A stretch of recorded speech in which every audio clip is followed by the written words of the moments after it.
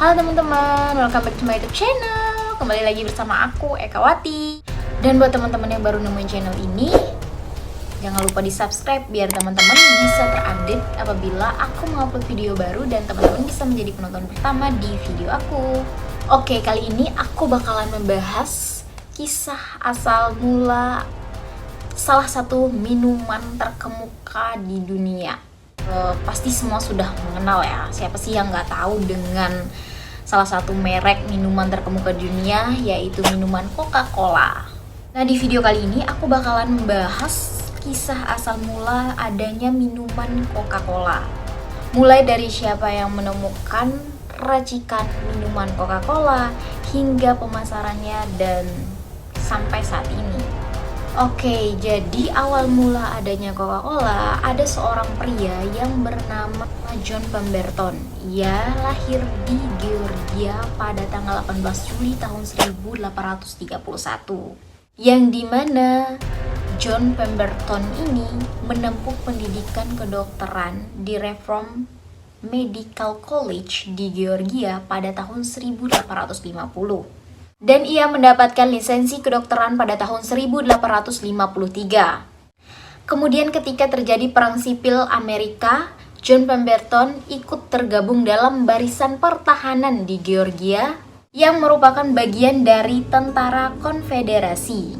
Dan kemudian kehidupan John Pemberton ini berubah total setelah ia mengalami luka parah yang membuat John Pemberton ini kemudian menjadi pecandu morfin.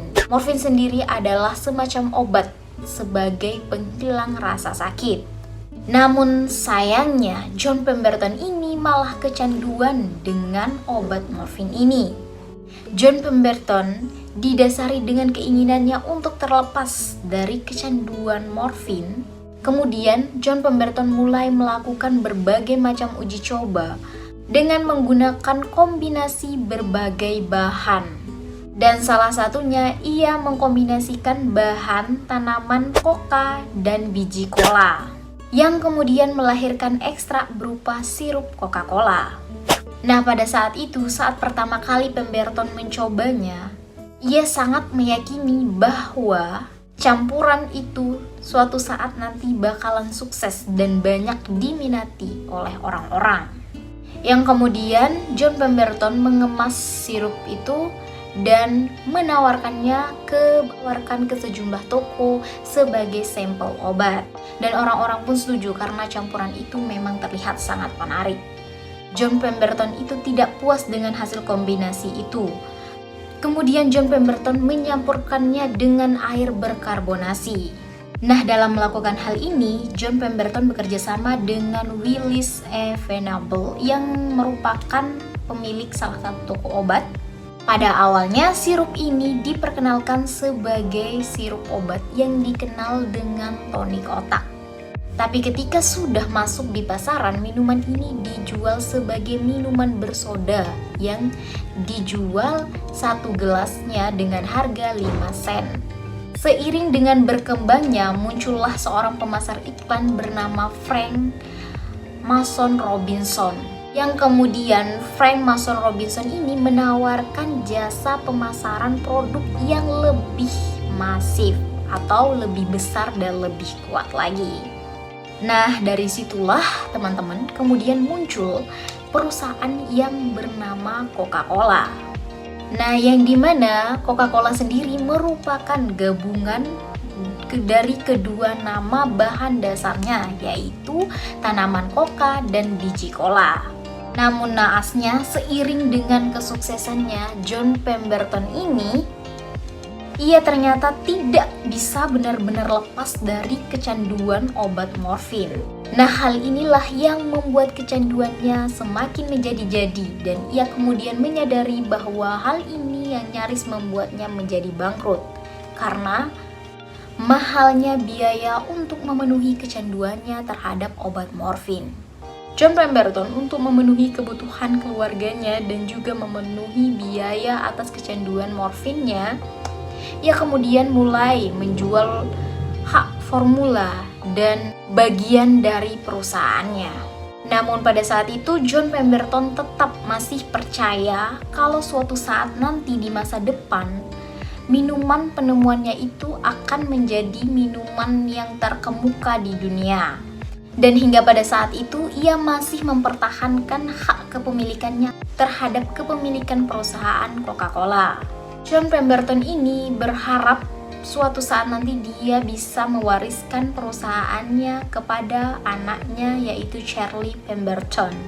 John Pemberton berpendapat bahwa meskipun perusahaan lain bisa menggunakan formula itu, namun tetap kepemilikan perusahaan Coca-Cola masih menjadi kepemilikan Charlie Pemberton. Namun sayangnya Charlie Pemberton lebih tertarik untuk mendapatkan uang dengan cara yang cepat.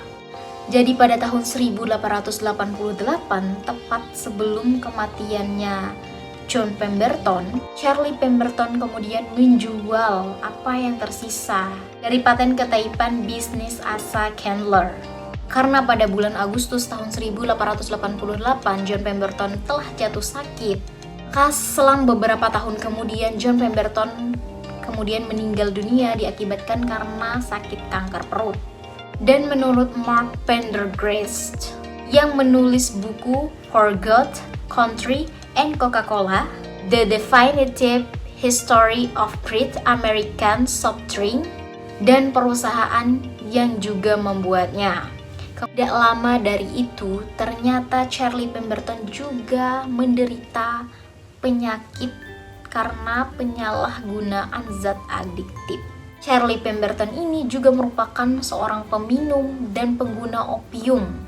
Hal inilah yang membuat Charlie Pemberton meninggal 6 tahun setelah ayahnya John Pemberton meninggal. Sementara itu, Coca-Cola di bawah pengelolaan Asa Candler, Coca-Cola Company berubah menjadi Coca-Cola Corporation, mana perusahaan ini kemudian menjadi perusahaan produsen dan pengecer minuman terkemuka di dunia. Kemudian Coca-Cola mencapai kesuksesan ketika berada di bawah pengelolaan Asa Candler yang diawali sejak Candler menjadi pemilik tunggal dari perusahaan Coca-Cola sejak tahun 1891.